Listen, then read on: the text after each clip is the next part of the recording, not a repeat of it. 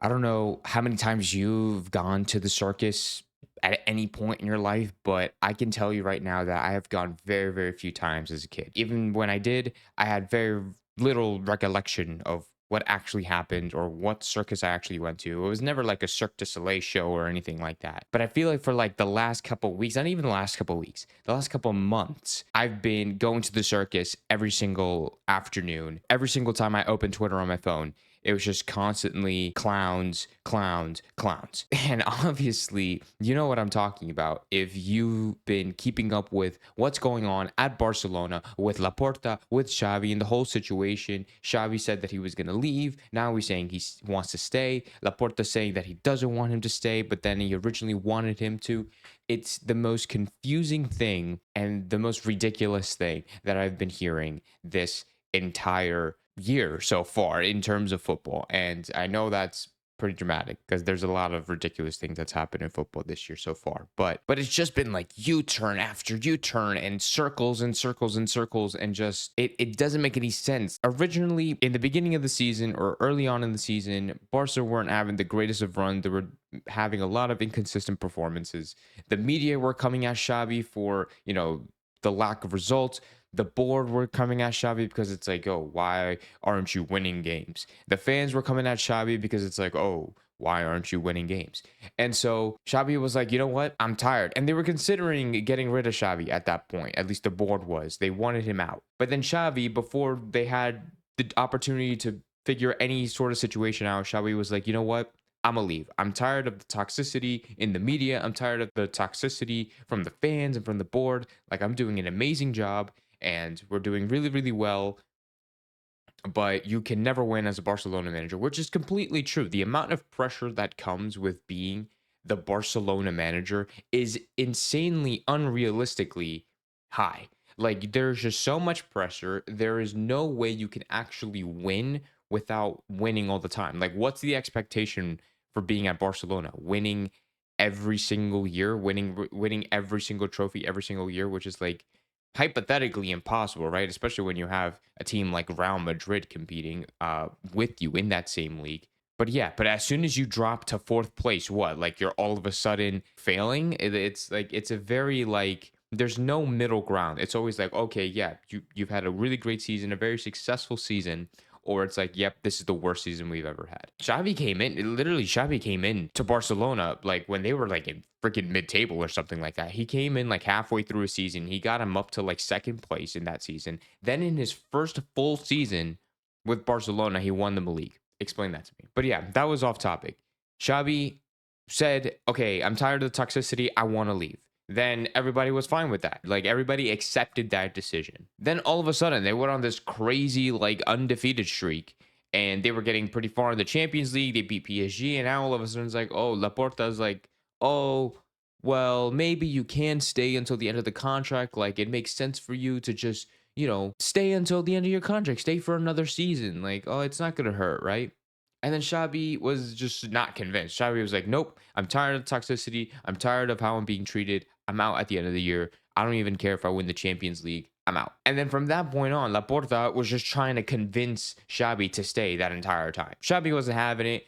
And then not that long ago, a couple of weeks ago, maybe a month ago, he had like some private meeting, like made him some, I don't know, Laporta was having some secret barbecue at his house and was like, yo, Xavi, like, come on, stay until the end of the season. And then Xavi was like, you know what? Fine. I'll stay until the end of the season and I'll stay until the end of next season. So I'll finish out my contract. I'll see it out with Barcelona. I have the vision, I have a plan, I have the project, and I trust in the project. And then Laporta was like, "Great. I'm so happy that you're staying throughout your contract. That gives us enough time for when you do leave, we get to bring another manager in. So thank you, thank you, thank you." Literally this week, there has been beef between Laporta and Xavi regarding of the financial situation at Barca. Xavi said in a press conference, he was talking about all the financial struggles and how this Barcelona are in a pretty bad place, and Laporta got pretty upset. And then there were rumors that Laporta wanted to fire Xavi despite literally begging on his knees for him to stay. But yeah, literally last week, Xavi came out in a press conference talking about like the struggles that Barca are in, which is not a surprise to anybody. This is not news to anybody. We all knew that something is wrong with Barcelona, whether it's financially or how the club is run. There's just something wrong, right? There's not, it's not completely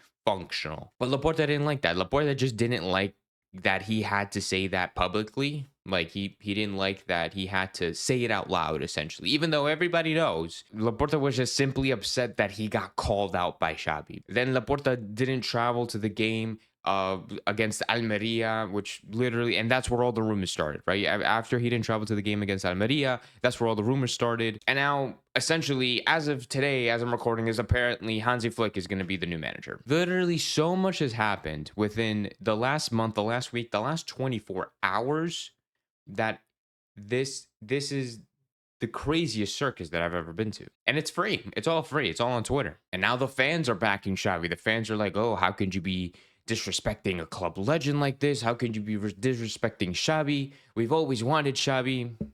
Not really. We've always wanted Xavi to stay. Oh, but this is not how you treat him. And then in the Rayo Vallecano game, the game that just happened, Laporta was there, and all the fans were chanting like, "Oh, Xavi stay," or "Yes, Xavi, no, Laporta." So yeah, like honestly, and in my opinion, I know, like that was just like a lot of news and a lot of like what's actually going on, right? But if you want to know my opinion, this is like the worst treatment you can ever give to anybody, let alone a club legend at Barcelona. Like this is Xavi, right? This is Xavi we're talking about. This is one of the best midfielders in his generation, one of the best in the world, one of the best in history, will go down as one of the greatest. He joined Barcelona as a manager halfway through a very struggling season from Koeman. I'm pretty sure like Koeman was taking charge. He was doing a horrific job. Xavi comes in, saves Barcelona's season, like bringing them to second place. I'm pretty sure it was the first full season that Xavi has with the club, wins in the title.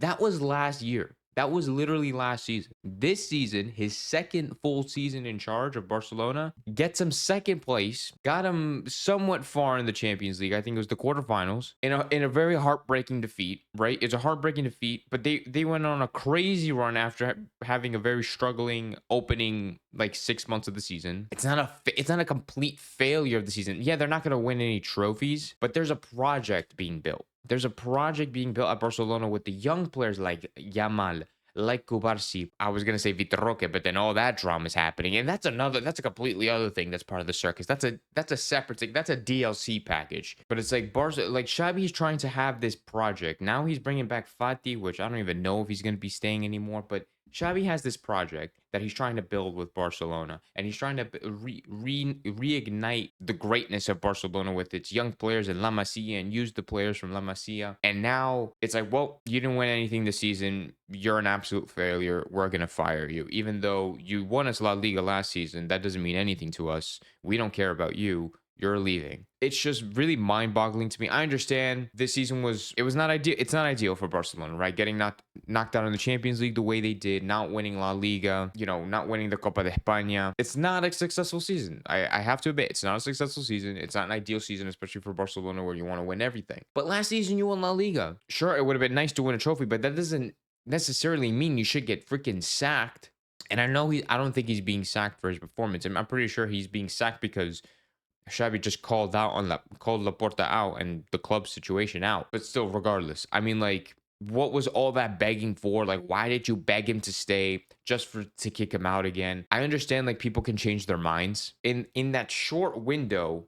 How much can your mind really change? Like, you went from February and March, he was gone, right? Or in the beginning of this year, January through March, he was gonna leave at the end of the season 100%. Then all of a sudden, you wanted him to stay. In April, you have your secret dinner barbecue thing. And now in May, it's like, well, screw what we just had. Screw that romantic secret dinner that we had to have hiding from all the media. You're gone. I don't know. I think it's insanely disrespectful and insanely it's just so crazy. It's such like I'm trying to use another word except for circus. Like a tornado. It's like a tornado, a hurricane.